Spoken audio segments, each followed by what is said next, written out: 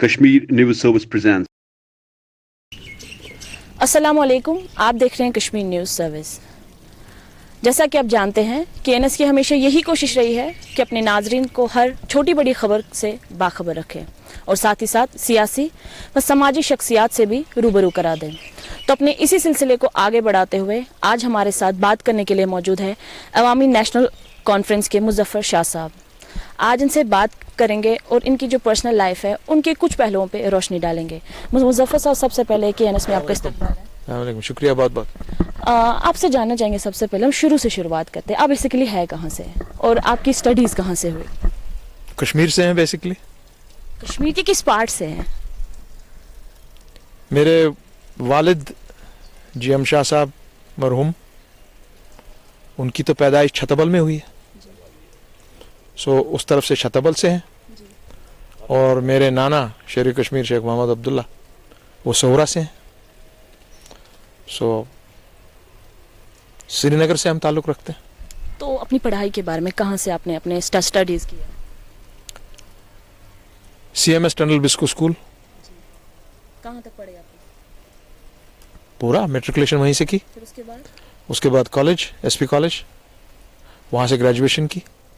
कौन सा स्ट्रीम था वो? साइंस में। जी। तो मतलब आपका मेडिकल में, साइंस में दिलचस्पी थी, तो कैसे फिर आप इस पॉलिटिक्स में आए?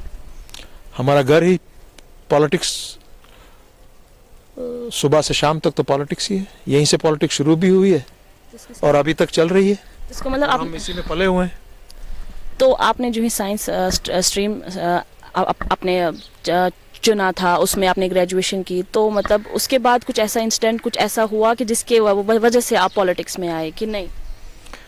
देखिए, ग्रेजुएशन करने के बाद तो मैं 77 में चला गया जमशेदपुर, और मैं टाटाज में था। और मैंने अपनी ज़िंदगी का बहुत सा हिस्सा टाटाज के साथ काम किया है as an executive in Tata Steel. और उसके बाद मैंने वहीं पर एज ए प्रोफेशनल मैं उनके साथ वहाँ पे in the areas of mining and in the areas of heavy earth moving, heavy transportation मैं काम करता हूँ बदस्तूर। और मेरी रोज़ी रोज़गार वहीं से चलती है अभी तक, बिल्कुल। और चूँकि हमारा पूरा घर सियासत से ताल्लुक़ रखता है, पॉलिटिक्स से ताल्लुक़ रखता है, सो मैं बचपन से ही फ्रॉम द एज ऑफ, जहाँ तक मुझे याद है 60s से, मेरा जन्म ही हुआ है जब 53 का एपिसोड हुआ है। मैं 56 बॉर्न। तो उस वक्त उन टाइमों में मेरे वालिद, मेरे नाना, मेरी नानी, मैक्सिमम सब लोग या तो जुलाई वतन रहते थे या जेलों में रहते थे। सो हमने वो दौर भी देखे हैं। जम्मू कश्मीर की जितनी जेलें हैं वो सब मैंने देखी हैं। उसके साथ साथ हिंदुस्तान में अपना ऊटा कमांड से लेकर कोड़े कनाल तक, जहाँ शेख साहब थे जुलाई वतन, फिर दिल्ली में जुलाई वतन थे मेरे वालिद को लेकर। तो सियासत का हमारे खून में ही बहुत, और हमारे जहनों में बहुत गहरा छाप है, और बहुत ही मुसीबतों के वक्त भी देखे हैं। तो अपने पॉलिटिकल एक्सपीरियंस के बारे में कुछ हमारे साथ शेयर करें। देखिए, मैं बचपन से ही बहुत ही एसोसिएटेड रहा हूँ अपने वालिद के साथ, शेर कश्मीर के साथ। खुसूसन जिन दिनों तामीर हुई थी दरगाह हज़रत बल की, जो नया स्ट्रक्चर हुआ तामीर, उसमें मैं उन दिनों मैं शेर कश्मीर की गाड़ी चलाता था। I used to be driving him. और उस वक्त भी जब यहाँ के और खुसूसन हमारी महाज रायशुमारी के टाइम में, उस वक्त मेरी माँ बहुत काम करती थी महाज के लिए, क्योंकि सारे जेल में थे उस टाइम में। मेरी नानी, और जो 77 का इलेक्शन बेसिकली लगा, उसमें मैं अपनी नानी बेगम साहिबा के साथ भरपूर उसमें मैंने हिस्सा लिया उनके साथ।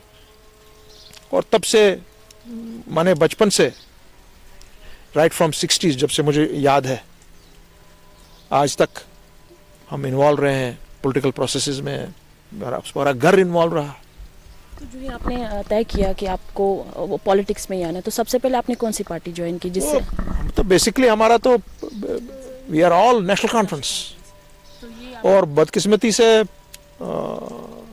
कश्मीर की हिस्ट्री में एक ऐसा दौर आया, एक ऐसा वाक़या पेश आया कि 1982 में शेर कश्मीर के गुजर जाने के बाद अनफॉर्चुनेटली एक बहुत बड़ा एक्सीडेंट हुआ, सियासी एक्सीडेंट हुआ जम्मू कश्मीर का, जिससे कश्मीर आज तक नहीं संभल पाया है। वो था कि जब हमारी नेशनल कॉन्फ्रेंस के दो हिस्से हुए, एक हिस्सा नेशनल कॉन्फ्रेंस एफ हो गया, दूसरा हिस्सा नेशनल कॉन्फ्रेंस के खालिदा हो गया। और उसके बाद शाह साहब की सरकार रही, उसके बाद उनका सरकार छोड़ने का टाइम हुआ, उसके बाद फारूक साहब के टाइम आए, उसके बाद अनफॉर्चुनेटली फिर यहाँ की 89 से एक मूवमेंट शुरू हुई और जो अभी शायद आज तक ख़त्म नहीं हुई है। सो तब से ये पूरे जम्मू कश्मीर के ये तमाम हिस्टोरिकल ये जो किस्से हुए हैं 1950s लेट 60s से, जहाँ तक मुझे याद है जो मैं बोल रहा हूँ, तब से आज तक इसमें बराबर के it has happened under our eyes and in front of us. तो अभी जो करंट पॉलिटिकल सिनेरियो है, तो एज अ पॉलिटिशियन आपका नज़रिया क्या है उस बारे में? जो कुछ 5 अगस्त 2019 को हुआ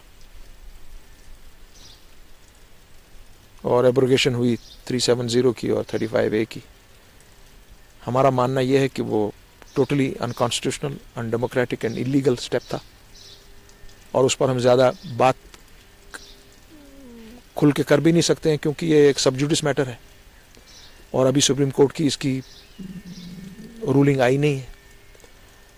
हालांकि जम्मू कश्मीर का एक नागरिक, खुसूसन एक कश्मीरी, जो सुप्रीम कोर्ट का अनफॉर्चुनेटली कंडक्ट रहा है कश्मीर के बारे में 370 को लेकर, बिलखुसूस जो यहाँ पे हमारे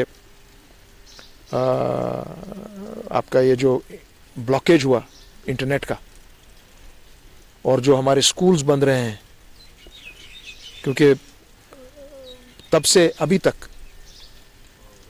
यहाँ का बच्चा सिर्फ 10 दिन स्कूल गया है और उसके पास कोई फैसिलिटी नहीं थी जो आज बाकी बच्चों को है पूरे वर्ल्ड में, पूरे हमारे मुल्क में, ऑल ओवर।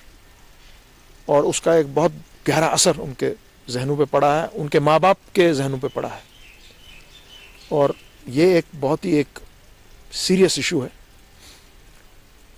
पॉलिटिक्स तो अलग छोड़िए, मगर इसका जो हमारी रोज़मर्रा की ज़िंदगी पे इफ़ेक्ट हुआ है और जो हम यहाँ पर देख रहे हैं कि यहाँ पे चारों तरफ से पुलिस, पैरामिलिट्री फोर्सेस लगी हुई हैं, सो बच्चे के जहन पे एक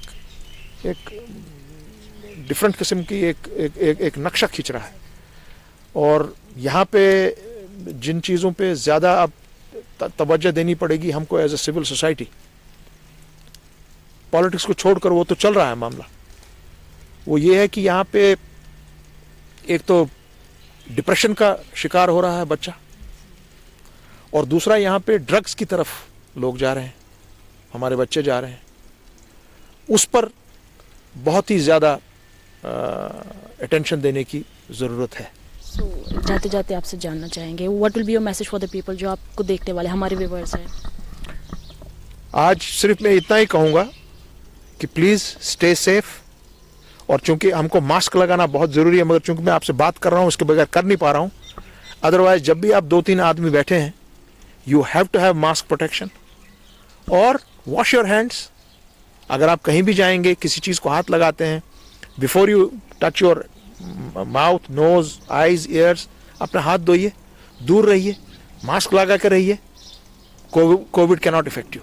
ये सबसे इंपॉर्टेंट मैसेज जो हमारी तरफ से जाना चाहिए। और अगर कोई कोविड का शिकार है तो उसके साथ सोशल डिस्टेंसिंग या social boycotting, social distancing is up to a level, but social boycott नहीं आप कर सकते हैं, क्योंकि कल आपको लग सकती है, मुझे लग सकता है. We have to fight it out. और ये ऐसा कोई कंटेजियस डिजीज नहीं है कि एक से दूसरे को लग जाए. जब वो बंदा ठीक हो जाएगा, he is as normal as you and me. ये मेरी मैसेज है कि आप प्लीज इस चीज को ध्यान में रखें कि आप ऐसे लोगों के साथ वही बर्ताव करें जैसा एक नॉर्मल आदमी के साथ करते हैं. Thank you sir, thank you so much. तो ये थे हमारे साथ अवामी नेशनल कॉन्फ्रेंस के मुजफ्फर शाह साहब. तो मिलते हैं ऐसी और एक शख्सियत के साथ. आप देखते रहिए कश्मीर न्यूज़ सर्विस, हर छोटी बड़ी खबर के लिए. हमें दीजिए इजाज़त. With video journalist Suhail Naik, this is Rahnida, Kashmir news service, Srinagar. Thanks for watching Kashmir News Service.